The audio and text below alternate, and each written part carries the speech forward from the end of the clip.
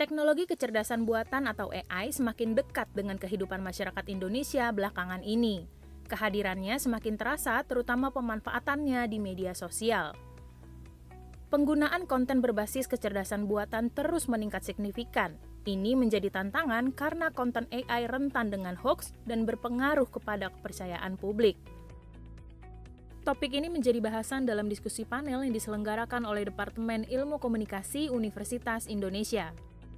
Diskusi ini merupakan bagian dari peringatan 15 tahun penyelenggaraan kelas khusus internasional komunikasi UI yang berlangsung pada 24 dan 25 Oktober 2025.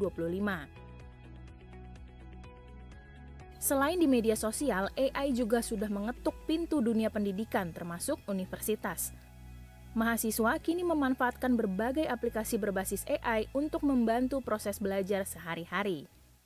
Kalau dari aku pribadi, penggunaan AI ini aku jadikan sebagai acuan untuk membantu dalam mengembangkan kerangka aku saat aku ingin menulis sesuatu atau saat mengembangkan ide-ide yang aku ingin gunakan sebagai topik dari esai dan sebagainya gitu. Dan dari aku pribadi, yang pasti adalah penggunaan AI ini harus digunakan secara bijak dalam artian kalau misalnya memang digunakan dalam akademik, nggak boleh serta-merta hanya meng-copy paste, tapi juga kita harus lihat lagi isinya apakah sesuai dengan yang kita ingin gunakan, apakah sumber-sumbernya juga kredibel, apakah yang ditulis di AI pun juga sudah sesuai sama apa yang dituliskan di internet dan sebagainya gitu. Jadi kita juga harus tetap melakukan riset kita tersendiri dan nggak boleh menggunakan AI sebagai satu-satunya alat untuk mengerjakan tugas gitu. Jadi AI ini sebagai alat bantu aja. AI memang memberikan kemudahan akses informasi dan kecepatan dalam menyelesaikan tugas. Namun, jika tidak digunakan dengan bijak, teknologi ini bisa melemahkan proses belajar dan kemampuan analisis mahasiswa.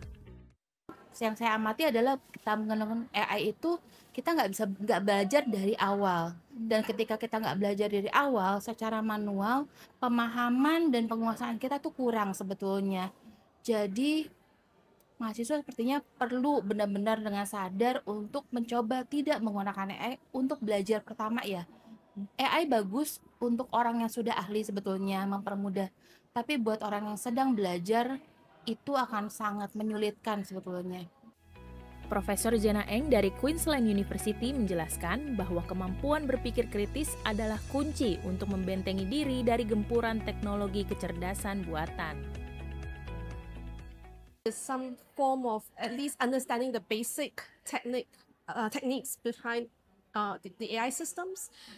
There is so much anthropomorphization of AI, or the algorithm knows me. We hear this a lot, and that is absolutely not true. And thinking through exactly how the algorithm works, if not the algorithm itself, but at least thinking through the logics of the algorithm, I think is very important. So that's one.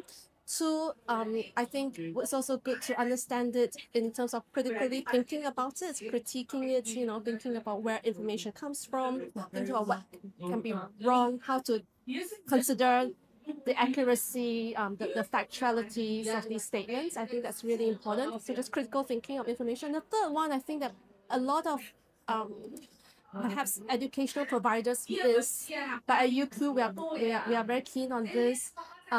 Lens is thinking about the cultural paradigms in which we can understand our media and our technology.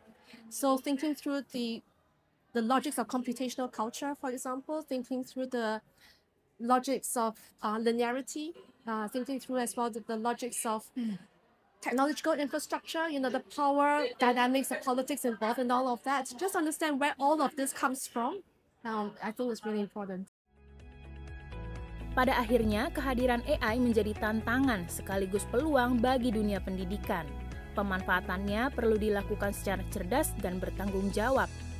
Ini dilakukan agar teknologi ini benar-benar bisa meningkatkan proses pembelajaran dan mendukung tata kelola pendidikan yang lebih baik.